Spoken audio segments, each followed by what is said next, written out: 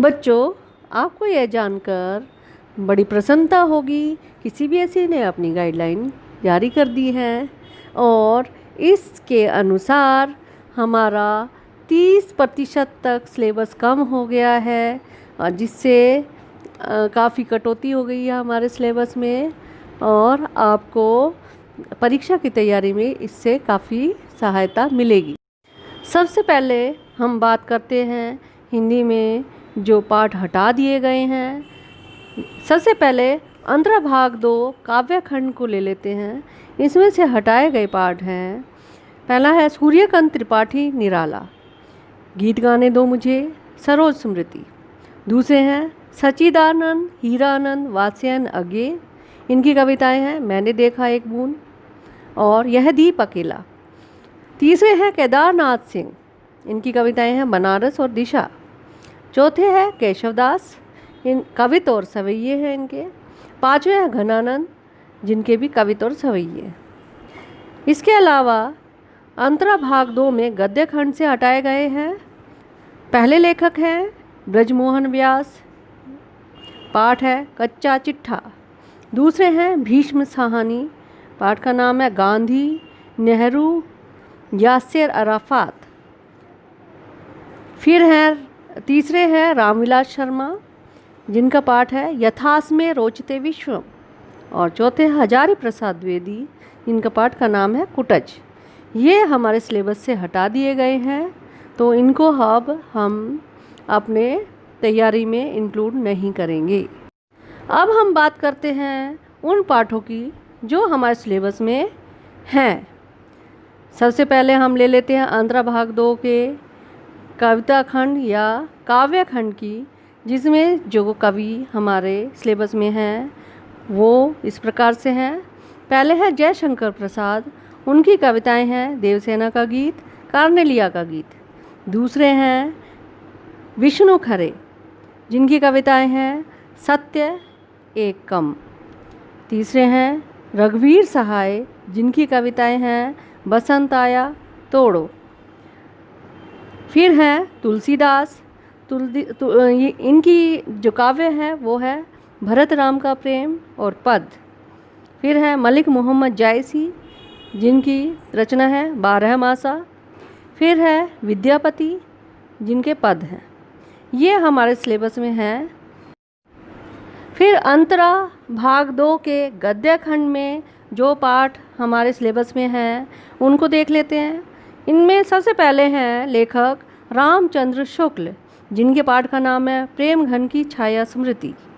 दूसरे हैं पंडित चंद्रधर शर्मा गुलेरी, जिनके पाठ का नाम है सुभिन्नी के मन के। फिर हैं फणीश्वर नाथ रेणु, जिनके पाठ का नाम है संवदिया। फिर हैं असगर वजाहत, जिनके पाठ का नाम है शेर पहचान चार हाथ साझा। फिर हैं निर्मल वर्मा, जहाँ कोई वापसी नहीं। फिर हैं ममता कालिया, दूसरा देवदास। इसके अलावा एक और हमारी पुस्तक है अभिव्यक्ति और माध्यम। इनसे जो पाठ हैं हमारे सिलेबस में वो देख लेते हैं। सबसे पहला है इसमें से विभिन्न माध्यमों के लिए लेखन। दूसरा है पत्रकारिता लेखन के विभिन्न रूप और लेखन प्रक्रिया। तीसरा है विशेष लेखन, स्वरूप और प्रकार। चौथा है सृजनात्मक लेखन, कैसे बनती है कविता। पांचवा है नाटक लिखने का व्याकरण। छठा है कैसे लिखे कहानी। सातवां है नए और अप्रत्याशित विषयों पर लेखन। अब सिलेबस में अंतराल में से जो हमारे सिलेबस में हैं वो चीज़ें देख लेते हैं, वो पाठ देख लेते हैं। सबसे पहले है पहला पाठ है सूरदास की झोपड़ी। दूसरा है आरोहण। तीसरा है बिस्कोहर की माटी। चौथा है अपना मालवा खाओ उजाड़ू सभ्यता में। अपठित बोध में हमारे आता है, पहला आता है अपठित गद्यांश और दूसरा होता है अपठित पद्यांश। इसके अलावा सिलेबस में है रचनात्मक लेखन, जिसमें नए और अप्रत्याशित विषयों पर लेखन आता है जो 150 शब्दों में रहता है। और इसके अलावा एक और होता है इसमें रचनात्मक लेखन में औपचारिक पत्र लेखन। अब हम प्रश्न पत्र में जो अंक विभाजन है उसको देख लेते हैं कि किस तरह से अंक विभाजन किया गया है। तो सबसे पहले जो क्वेश्चन रहता है अपरित गद्यांश और पद्यांश का, उसको दिए गए हैं 18 नंबर। इसके बाद अभिव्यक्ति और माध्यम हमारी जो पुस्तक है उसको वो आती है 15 नंबर की। इसके बाद अंतरा का गद्य भाग है, जो गद्य खंड है वो भी हमारा आता है 15 नंबर का। और इसी में अंतरा भाग 2 के काव्य खंड में से भी हमारे 15 नंबर के प्रश्न आते हैं। इसके बाद आता है अंतराल में आएगा हमारा 7 नंबर के प्रश्न। इसके बाद अप्रत्याशित विषयों पर लेखन अर्थात जो रचनात्मक लेखन है उसको कुल अंक दिए गए हैं 10, जिसमें आएगा कोई भी विषय पर एक लेखन और साथ में होगा एक औपचारिक पत्र। दोनों को 5-5 नंबर दिए गए हैं, तो कुल अंक इसको रचनात्मक लेखन को दिए गए हैं 10। इस तरह से हमारा जो कुल अंक हैं, जो हमारा प्रश्न पत्र आएगा वो 80 नंबर का होगा।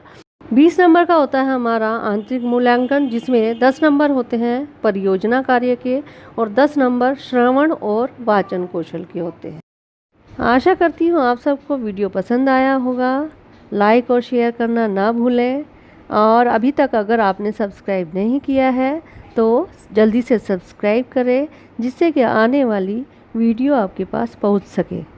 धन्यवाद।